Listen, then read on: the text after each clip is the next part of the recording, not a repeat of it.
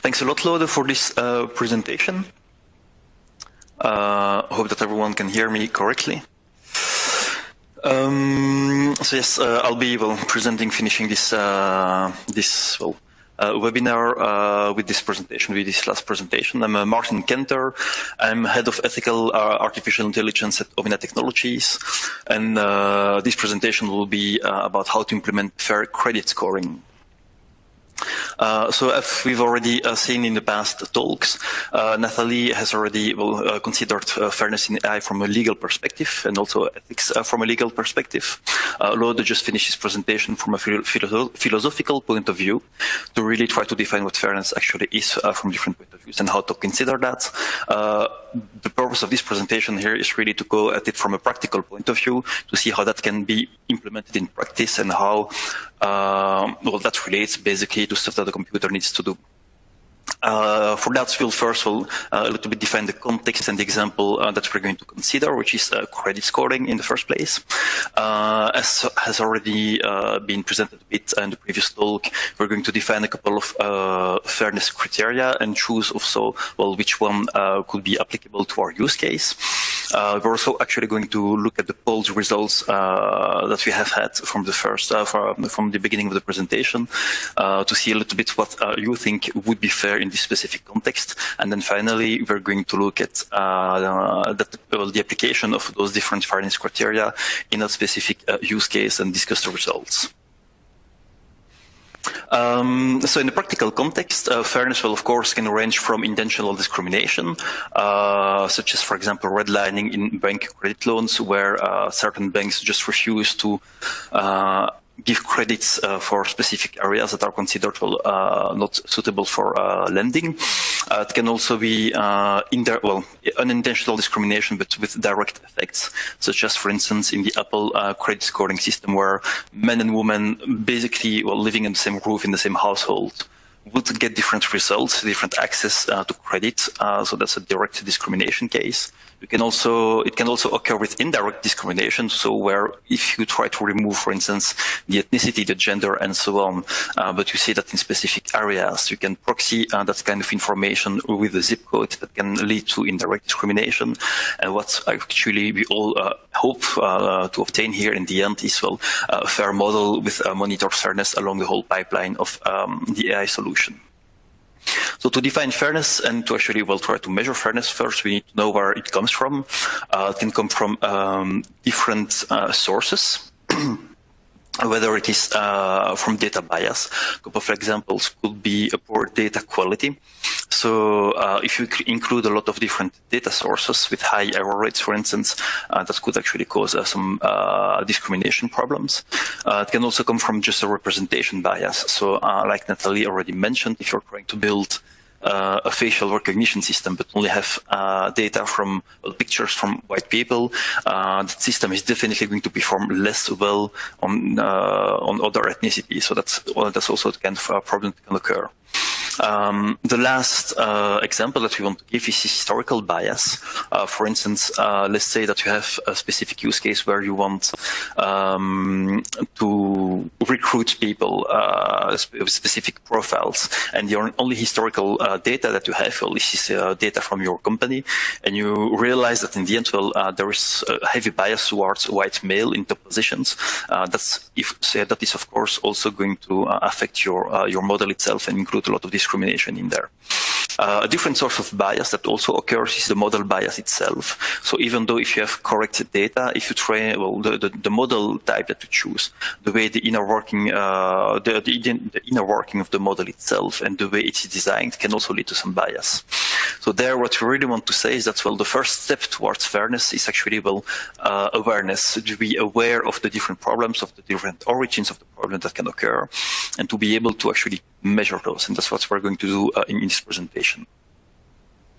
So to summarize a bit, the usual life cycle of an AI solution, with the CRISP process, we start from business understanding. We try to define the use case. From there on, we go to data understanding. we prepare the data, we actually will start modeling, we choose a model, we build it, we train that, and then we go towards the evaluation step, where you evaluate the results of the model from an accuracy point of view usually, or different accuracy metrics that you can use, but also here from a fairness perspective.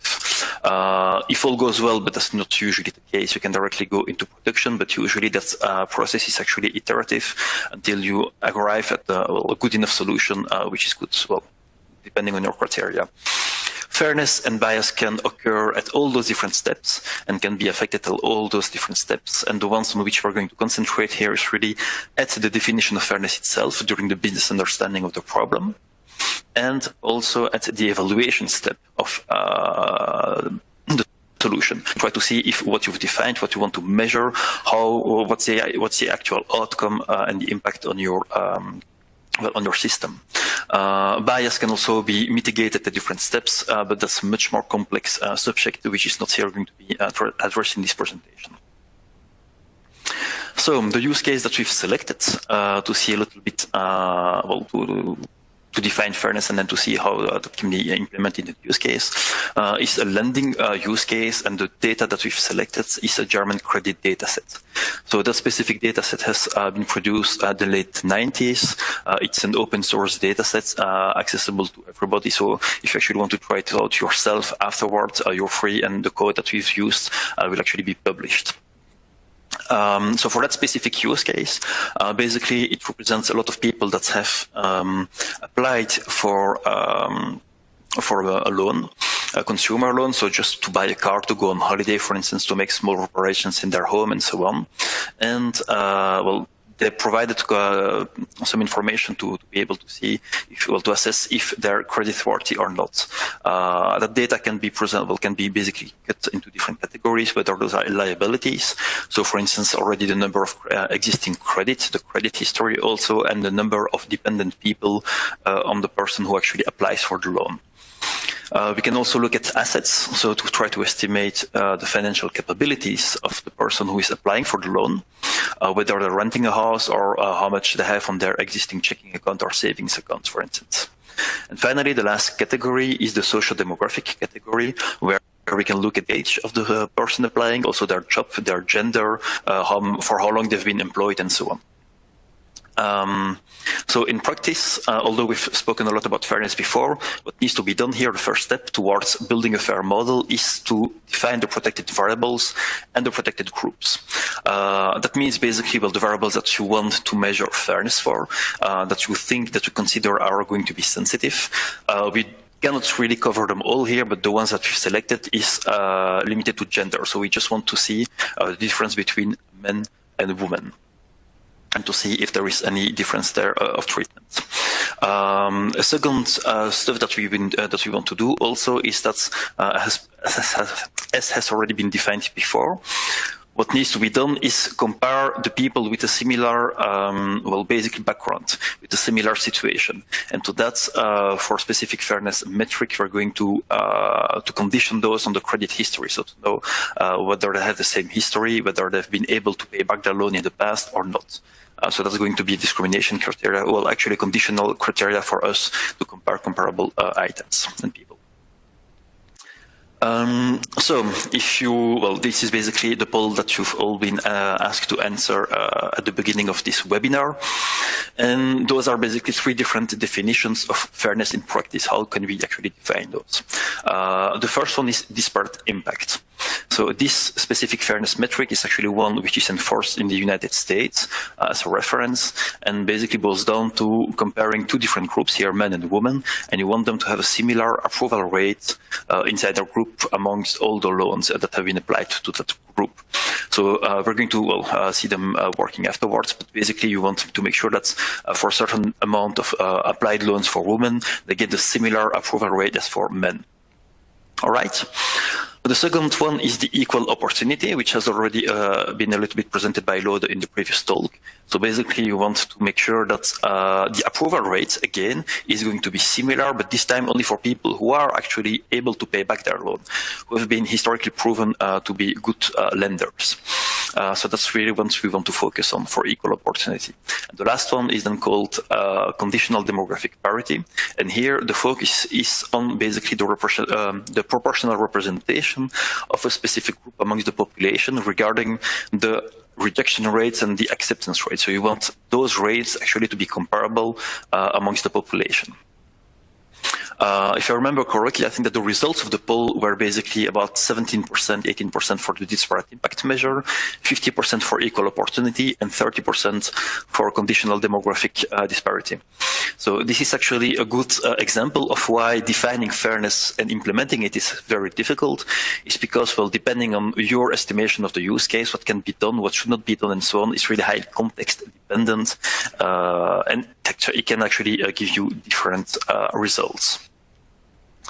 So, well, to illustrate those examples a little bit better and to be able to understand a little bit better what those definitions entail, we're going to give you well, a broad overview of how to implement them in practice. So let's say that we've built a fake model. So this is not yet the real case application, but just a fake example.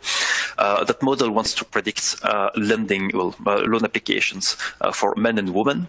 And you've already got a data set. The loans that were historically paid back are represented by 100 green euro bill, and the loans defaulted in the past are represented by a 10 red euro bill. And you see that, well, if you look at the predictions for the woman, the loans that were approved are above the stripped line, and the loans that were denied are beneath the stripped line. We've got 10 loans for each category, and 5 of them were approved for women, 6 of them for the men. Quick side note also that for the last condition, for the last fairness metric, we are also going to condition, and that's going to be that, well, we're going to basically discard a couple of examples, and that's going to be represented by that grayed out loan that we're not going to consider anymore. All right. Finally, then the group that we've defined here, we want to make sure that the women are not being discriminated against compared to the reference group, which is the men. So for the disparate impact concept, we want to look at the group approval rate. So basically inside the same group, so for instance, women, we want to look at the number of approved loans compared to the total number of loans that the group applied for. So for the women, that would mean that basically 5 loans were accepted, were approved out of a total of 10 loans. So they've got an approval rate of 50%. For the men, that would be 6 out of 10, so 60% approval rates. The disparate impact measure basically takes the ratio of those two, and you want to make sure that that ratio from a legal perspective in the US is at least 80% to be considered as fair.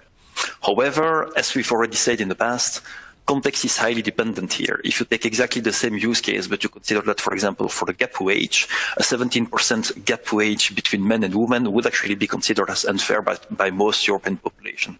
So really here, the context in which you want to define the fairness and on which you're going to interpret then the result that you obtain at the end is also very important. All right. So same model, same use case, but now we want to look at equal opportunity to see how that goes. For this one, since we only want to look at the loans that historically were paid back, we are only going to look at the green bills. Total good loans that were approved here for the women are 4. The total number of good loans that should have been approved is 6. So they've got a positive acceptance rates of 67%. In technical terms, for those who know that, is basically the true positive rate. Similar computation for the men, they've got 4 loans accepted out of 7 good loans, so that's 57%. So in terms of opportunity here, we see that actually the women have an 18% advantage compared to the men regarding the opportunity, the access to loan for people who should have gotten the loan. So here, the model is definitely fair for women. One could even argue that it's actually a little bit unfair for the men. All right. The last condition, the last metric that we wanted to discuss here is the conditional demographic parity. So this one, instead of looking only amongst one specific group and then compare the loans of those, the result amongst the different group, we're going to look at the approved loans compared to all the approved loans. So in practice, it means that for the women, they've got 4 approved loans, and in total, 9 loans were approved by the model. So they've got basically a 44% representation in the population, a 44% acceptance rate. If you do the exact same calculation here, but regarding the rejection rate, you've got a 60% rejection rate. So you see that here the representation of the women compared to the men in the total population is actually not really good.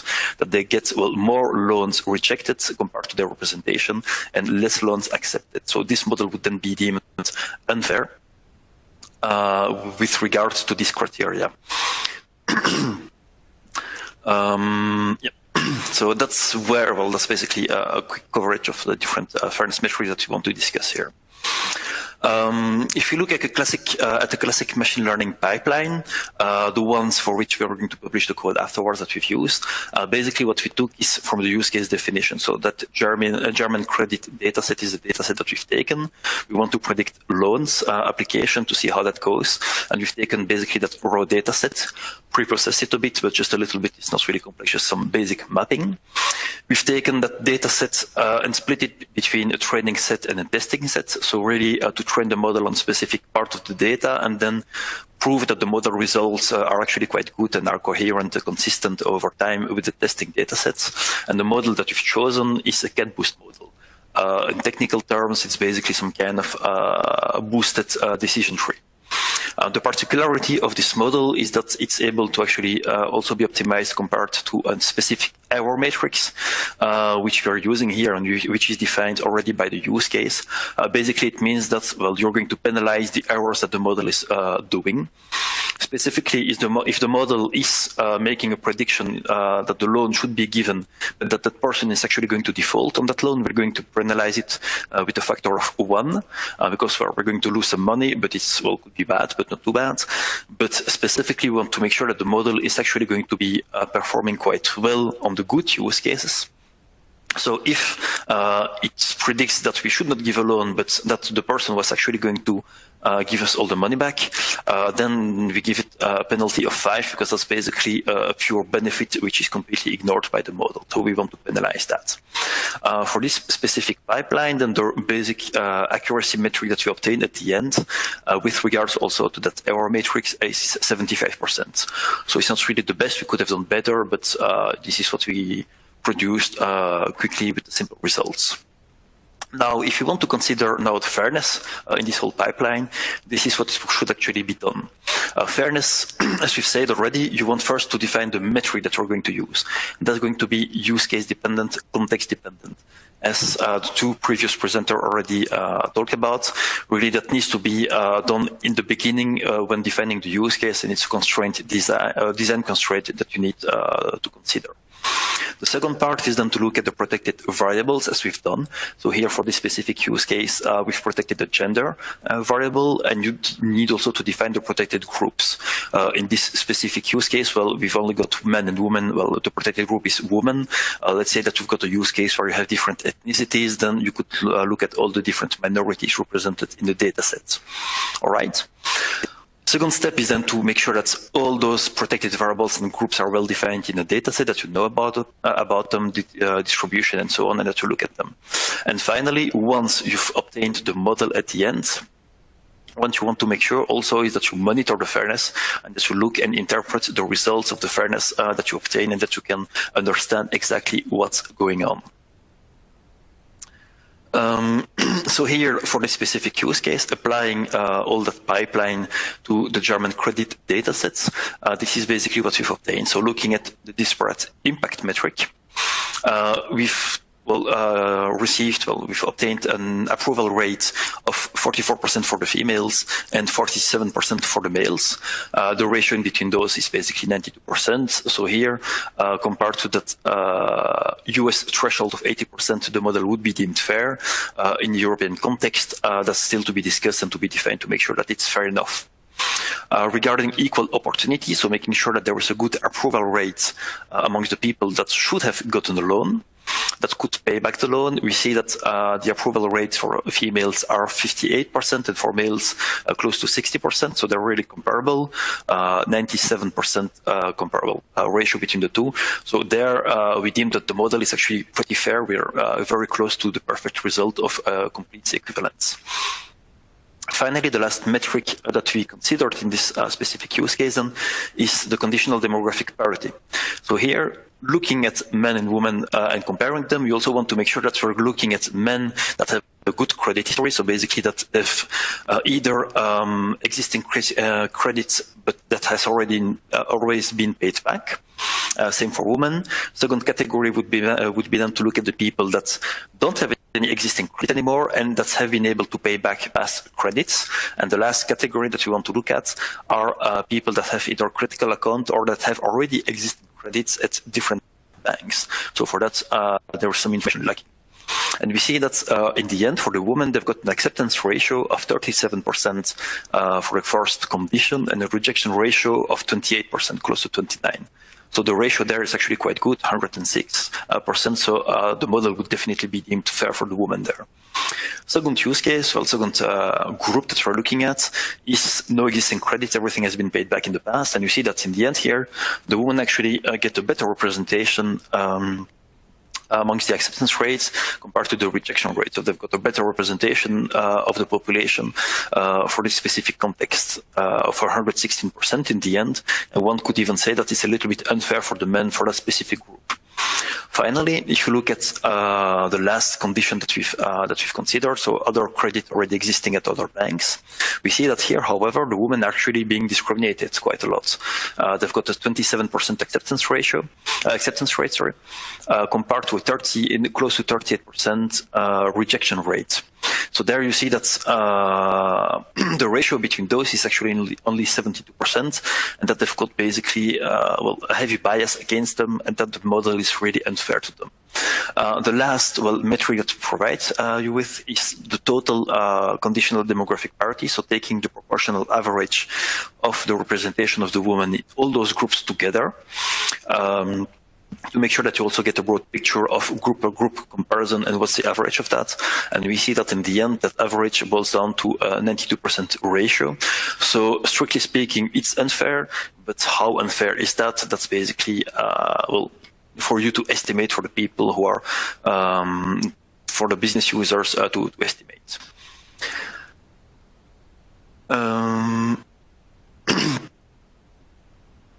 Okay, there is a problem with this slide. There is a slide with the takeaways that has been taken out, apparently. So I'm just going to take, to mention them here. Basically, the first takeaway of the presentation that we wanted to give you is that indeed, as has already presented in the past, fairness is highly contextual. As a practitioner here, our task, as developers, is mainly to say, okay, those are the metrics that we have, those are the stuff that we can measure, but which one do you want? And that process of being able to estimate, okay, what do we want to measure? What's the current threshold that we want to meet? What's the ratio which is acceptable? That's really a part that needs to come from the business case definition and from the different stakeholders that are working for the specific use case. So that's really the first takeaway. Second takeaway is that, to make sure that you meet that duty of care that Nathalie mentioned in her presentation, you need to be able to prove that you've thought about those different issues.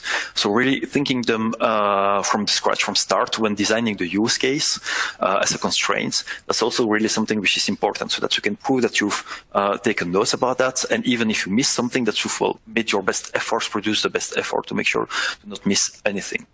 And the last part is really those two first steps of defining the fairness metric that you want and defining the group and making sure that you are aware of them and that they have a good representation.